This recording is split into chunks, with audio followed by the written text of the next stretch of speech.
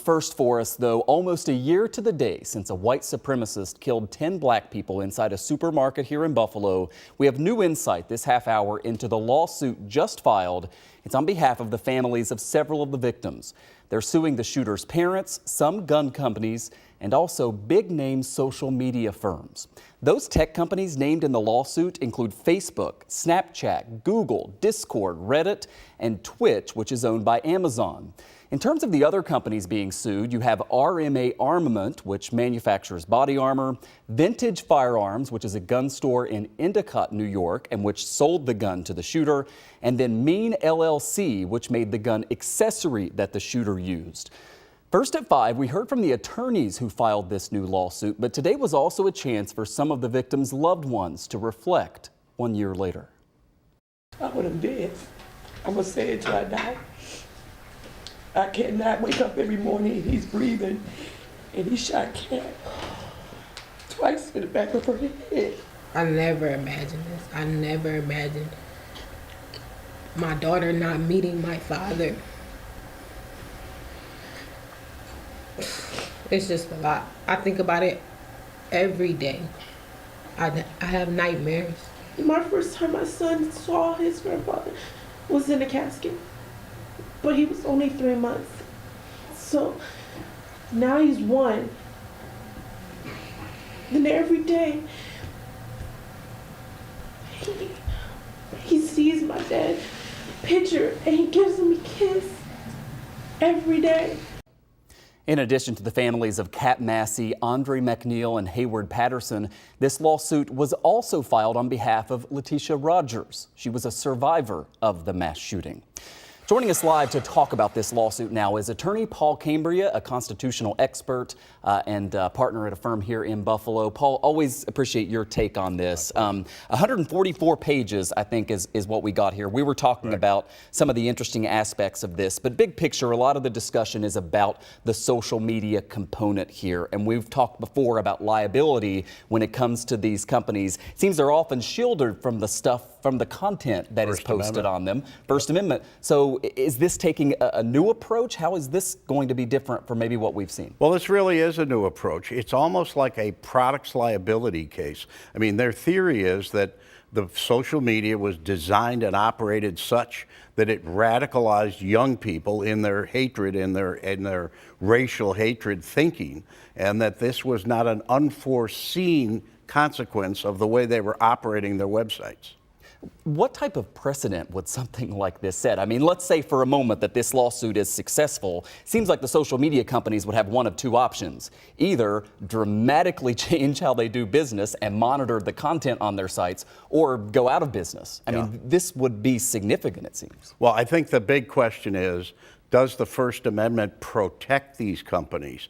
They're publishing third-party speech, and the First Amendment usually accepts that, even when it's hateful. I mean, we've seen it with the Ku Klux Klan and so on. The Supreme Court said they can say all their hateful things and so on. So that's going to be one of the issues here, as to whether or not there's First Amendment protection, or if so, what's the test? In other words, how far does it have to go before the First Amendment doesn't protect it anymore?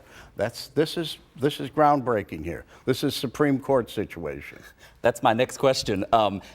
Because this is such a fundamental issue, right, when you're talking about freedom of speech, First Amendment, you would anticipate this would make it up to the Supreme Court? Certainly if it's successful at a lower court level, you would see appeals, and this seems like something so fundamental that the high court would have to sort it out. Well, I think it absolutely has to. First of all, social media has such an impact on everyone, and if in fact the court were to say here, okay, you can't publish these things anymore because look at the result and it was foreseen, all of a sudden the First Amendment comes into play and says, well, wait a minute, First Amendment protects very controversial speech, always has, and there are high tests before the First Amendment doesn't apply anymore.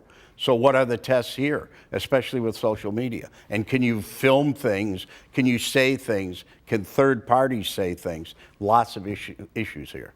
The social media companies have always said, look, we are not endorsing this content. We're not putting this content out there. They're not like us. We broadcast something, right, that we have editorial control over. The social media companies consider themselves to be something very different. But considering how ubiquitous they are now in our lives, and considering, that this type of stuff wasn't around even just a decade or two ago, much less at the founding, how do you see this principle playing out? Well, I think from the plaintiff's standpoint, they're saying, wait a minute, you're making money off of this, and you will direct these young people to various other places to continue to get them to access your site so you can make money. And does that go beyond where the First Amendment protects you? I mean, there's some really serious issues in this case. Finally, we were talking before the segment. This lawsuit also names a company that manufactured an accessory for the gun, the gun store in another part of the state where it was sold, and also a body armor company. It does not name Bushmaster, which made the actual AR-15 that the killer here used. Yeah, well, historically, when gun companies and so on, armor companies have been named in lawsuits successfully, it's because they've advertised in such a way that they're promoting this activity, and it's not an unforeseen consequence of their promotion. Here, I read the complaint. I didn't see any allegations with regard to that. And the other issue is, what's the liability of his parents? They're sued here also.